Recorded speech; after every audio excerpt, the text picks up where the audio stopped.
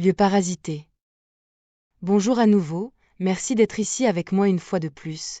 J'espère que vous allez très bien aujourd'hui. Je suis Marie. Bienvenue sur ma chaîne. Ces informations peuvent être considérées comme de la science-fiction ou comme le spectateur le voit le mieux et je les publie uniquement à des fins de divertissement. Cependant, je prends mes informations très au sérieux, et pour ceux qui ont des yeux pour voir. J'ai besoin d'une pause avec la Fédération Galactique et ce genre de sujet, donc j'ai décidé d'écrire sur la fréquence et les lieux parasités. Quoi qu'il en soit, tout est connecté. Le monde dans lequel nous vivons, celui que nous expérimentons et pouvons percevoir ne représente que 3% de tout ce qui est autour, nous affectant énergétiquement et influençant notre expérience de vie. Il existe d'innombrables autres royaumes existentiels avec leurs fréquences et vibrations correspondantes habités par des âmes, des entités et des créatures de toutes sortes, qui nous affectent tout le temps, même si nous ne les percevons pas avec nos 5 ou 6 sens biologiques. Tout lieu ou royaume que nous ne pouvons pas percevoir avec ces sens biologiques est ce que nous appelons les royaumes astraux, qui existent dans leur propre gamme, allant des vibrations extrêmement basses, aux royaumes de très hautes vibrations caractérisés par l'amour et l'intégration. Le but même de nos corps biologiques est de maintenir notre perception uniquement dans ce 3% que nous appelons le monde matériel, précisément pour nous donner la perception et l'illusion que c'est tout ce qui existe. Néanmoins, les royaumes astraux sont toujours là, nous affectant tous directement, que cela nous plaise ou non, et même si nous les rejetons comme inexistants, et il est très difficile de se défendre contre toutes ces créatures, parasites, âmes désincarnées, et entités, si nous pensons et fonctionnons simplement dans ce qui est accepté comme existant, uniquement dans le monde matériel, et comme la science sur Terre imposerait comme la seule chose qui existe vraiment.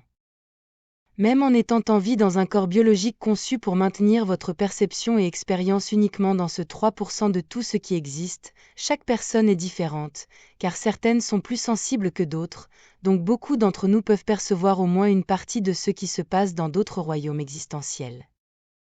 Les 2 premiers signes de pouvoir percevoir quelque chose qui est dans l'astral, est d'abord de pouvoir voir les auras, même si c'est cette distorsion transparente qui entoure les gens et même les objets inanimés, et encore mieux si vous êtes capable de voir des couleurs réelles autour des gens, ou de votre main étendue, ce qui est plus facile, si elle est bien éclairée et contre un fond uniformément noir ou blanc, de même pour une personne dont vous essayez de voir l'aura. Le deuxième signe est de pouvoir voir des orbes, qui sont de minuscules morceaux d'énergie qui commencent timidement à traverser dans le monde matériel depuis l'astral. Les orbes ne sont ni bons ni mauvais, tout dépend de qui est derrière eux et de votre vibration personnelle, car c'est vous qui devenez une correspondance pour eux. Les orbes en tant que petits points de lumière, parfois creux, sont seulement ce qui peut être vu depuis le côté matériel, d'un fantôme beaucoup plus grand ou d'une entité, donc là où certaines personnes ne peuvent voir que de petits points de lumière, d'autres plus sensibles peuvent voir entièrement le fantôme ou l'entité. Toute cette faune complexe de l'astral inférieur préfère s'attacher à certains endroits auxquels ils se sont attachés ou qui les ont générés, donc lorsque nous entrons dans un lieu parasité, nous perturbons littéralement le foyer de toutes ces entités. Certaines peuvent être habituées à avoir des visiteurs et d'autres peuvent réagir même violemment à la présence d'étrangers, pourtant comme vous ne pouvez pas toujours les percevoir, ils ne peuvent pas toujours vous percevoir non plus car c'est toujours une question d'être une fréquence, et une vibration correspondant à quoi que ce soit. Mais en dehors de tout cela, en observant les lieux parasités uniquement à partir des aspects les plus perceptibles et observables, qui sont disponibles pour les personnes avec une grande partie de leur perception verrouillée dans le royaume matériel, nous pouvons remarquer beaucoup de choses. Nous pouvons observer les lieux et les situations d'un point de vue vibratoire seulement, en laissant de côté tout le zoo d'entités qui en sont la cause. La plupart des gens sur Terre ont été conditionnés socialement à ne penser qu'en termes de raison, de ce qui est logique et de ce qui ne l'est pas, et de ce qui est scientifiquement prouvé et non, verrouillant efficacement leur perception dans ce que nous appelons le monde matriciel de la 3e densité, du royaume vivant, en pensant que rien n'existe en dehors de cela. C'est l'une des raisons pour lesquelles les sentiments, les émotions, et d'autres choses plus subtiles que nous pouvons percevoir lorsque nous sommes dans un corps biologique, sont réprimés et même honteux. Mais ce sont 2 perceptions extrasensorielles qui sont rejetées comme des émotions irrationnelles et des réactions conditionnées. Pourtant, il faut comprendre que ces réactions émotionnelles, en particulier les plus subtiles et inexplicables, nous fournissent des informations précieuses sur ce qui se passe énergétiquement et vibratoirement à l'endroit où nous nous trouvons physiquement. Non seulement en termes d'énergie pure, ces intuitions nous alertent également de la présence d'entités astrales inférieures et de créatures présentes, que nous ne pouvons pas voir et que nous pouvons même rejeter comme n'existant pas, mais qui influencent et même causent des choses plus tangibles qui nous arrivent, comme je l'ai expliqué en détail dans des vidéos beaucoup plus anciennes. Notre insouciance à l'égard de ces faits nous rend vulnérables à leur manipulation, ce qui peut nous conduire à des événements et des situations non désirées, car ils se nourrissent de notre souffrance. Cela est valable peu importe où vous vous trouvez, car cela s'applique également aux personnes sur Terre ou ailleurs, tant qu'elles sont dans un corps biologique vivant.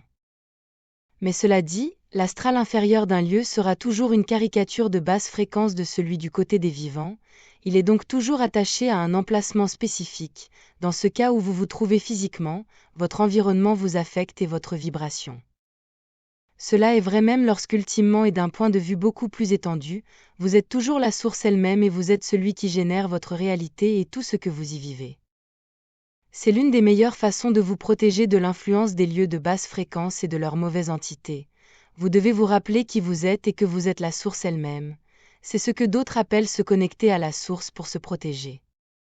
Tout ce que vous avez à faire est de vous rappeler qui et ce que vous êtes, tout en imaginant que vous êtes couvert d'une boule de lumière brillante, qui agit comme un bouclier énergétique. Le simple fait d'imaginer un bouclier énergétique lumineux le manifeste en réalité. Il devient réel du côté de l'astral inférieur par la simple action que votre attention créative se porte sur l'idée d'un bouclier, et en maintenant votre haute vibration, vous n'êtes donc pas en proie à la peur et aux émotions de basse vibration qui envahiraient autrement votre esprit créatif. Donc, la prochaine fois que vous entrez dans un endroit, que ce soit une maison, un bâtiment, un monument, une forêt ou ailleurs, faites attention à ces réponses émotionnelles subtiles et moins subtiles que vous avez en y étant. Ces petites réponses émotionnelles que vous avez sont une excellente indication de ce qui se passe dans votre environnement. Cela peut être facilement ressenti lorsque vous entrez dans un endroit de basse vibration comme un bâtiment gouvernemental, ou tout endroit où vous savez qu'il s'est passé quelque chose de mauvais, et que cela donne l'impression d'une oppression sur votre poitrine, peut-être rendant votre respiration plus difficile, car votre propre corps ne veut pas absorber cet endroit, donc vous commencez à respirer superficiellement. Même lorsque vous entrez dans une maison privée et que vous ressentez de la disharmonie, cela peut indiquer que vous n'êtes peut-être pas entièrement le bienvenu là-bas, non seulement par vos hôtes vivants, mais aussi par les hôtes d'entités qui habitent également les lieux. Les lieux ont des vibrations différentes en fonction de ce qui s'est passé en eux auparavant, et des idées des personnes vivantes qui associent ces lieux à la mémoire de ces événements néfastes, nourrissant ainsi leurs vibrations, car elles les manifestent collectivement et individuellement de manière continue. Nous manifestons le monde que nous percevons comme externe, ce n'est rien de plus qu'un miroir de qui nous sommes. Lorsque vous changez qui vous êtes, et votre interprétation des choses, votre réalité change avec vous, vous êtes le Créateur suprême. Ceci n'est qu'une introduction, nous irons beaucoup plus en profondeur sur ce sujet prochainement. Ce sujet se poursuivra, car il y a beaucoup plus à dire. Ce sera tout pour aujourd'hui. Comme toujours, merci d'avoir regardé ma vidéo, et d'avoir liké, partagé, et de vous être abonné pour davantage. Cela aide beaucoup cette chaîne à se développer. Et j'espère vous voir ici la prochaine fois. Avec beaucoup d'amour, votre amie, Marie Soie.